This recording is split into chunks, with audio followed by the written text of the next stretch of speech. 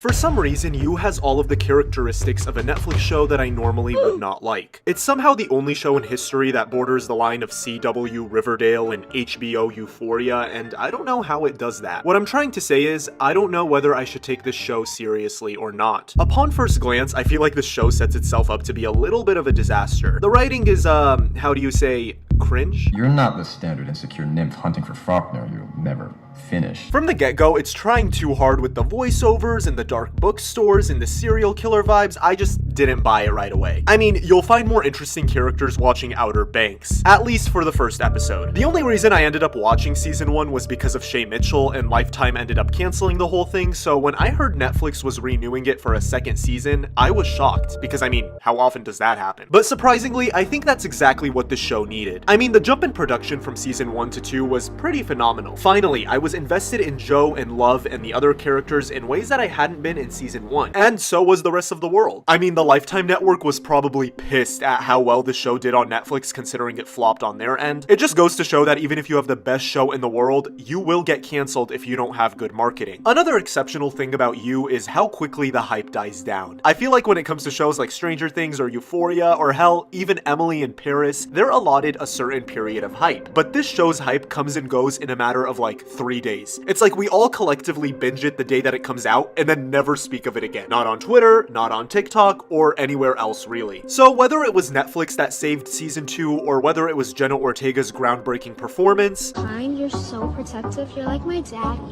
Is that what you like to hear? No. Do you want to fuck me, William? No. No, yeah. Never of course mind. you do. Of course you do. Everybody wants to fuck the 15-year-old.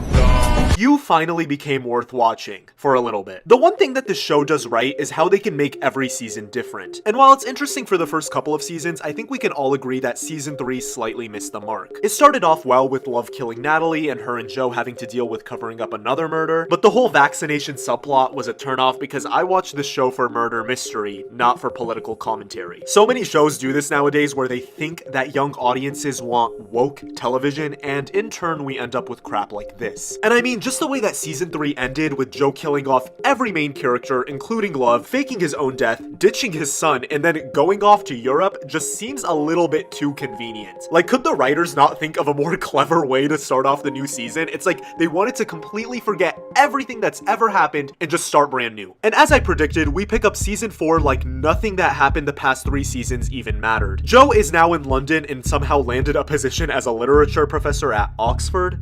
Didn't you fake your death like an episode ago? I mean, how the hell did you finesse a job at one of the most prestigious schools in the world without a background check? You want me to believe that a hitman gave you a fake identity out of the kindness of his own heart and that's how everything came to fruition? It just seems like lazy, convenient writing. Not to mention he changed his name and he's still obsessed with Marianne. Well, for like half an episode. As season 4 progresses, he quickly makes his way into this elitist club where everyone is basically royalty, except for him, because he's an ex-convict teacher. The thing is, I like the storyline and it sounds good in retrospect, but it just doesn't explain itself. For example, right when Joe goes to the club where all the rich people are hanging out, he says that it's $25,000 a year for a membership, but he just casually walks in, no questions asked, with his professor friend. Like, what? And somehow he befriends all these billionaires who are just written as the worst people ever. Like, their only personality trait is that they're rich and mean, and they have absolutely no other characteristics. I get that it's because the writers wanted to make them seem shallow to the audience, but like, could you not give any dimensionality to them? At one point, one of their best friends named Simon in the group gets murdered, and they're all just like laughing about how much they hate him. Like, I don't think people act like this in real life unless they are truly diagnosed sociopaths. I don't care how evil you are. No one makes fun of their best friend for getting murdered. Like, what? And as we're introduced to the club members one by one, it's just Joe judging them. Like, he's honestly just as shallow as they are, so I don't know what they were trying to do with that. And another thing, why do Netflix writers have to write everyone from Europe as mean, bitter, and rich? Suddenly this is starting to sound very familiar. I mean, come on, it's low-key the same show, just throw in a murder mystery. Eventually, when Joe's new rich colleagues begin getting murdered one by one, he is essentially being framed for it. He spends season 4 trying to narrow down who the killer is from the group of rich people, and it's basically a whodunit. Shit.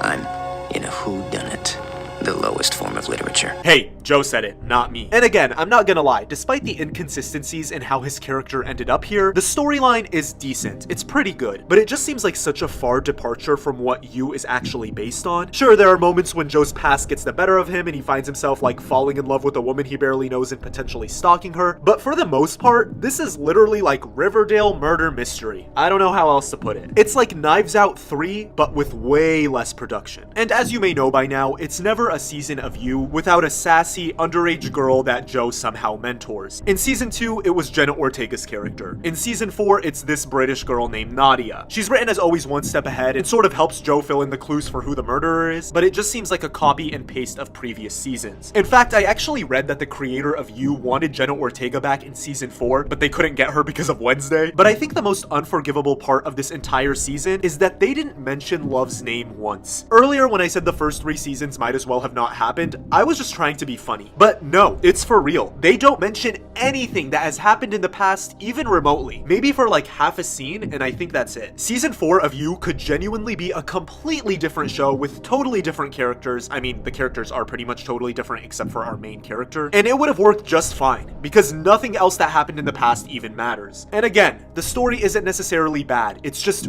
really different. For the past few seasons, the show has always been about Joe shifting victims, and he's constantly been portrayed as the predator throughout the series. However, this time around, he is the one being preyed upon. And while it does make for a substandard premise, I'm really curious to see how they execute part 2.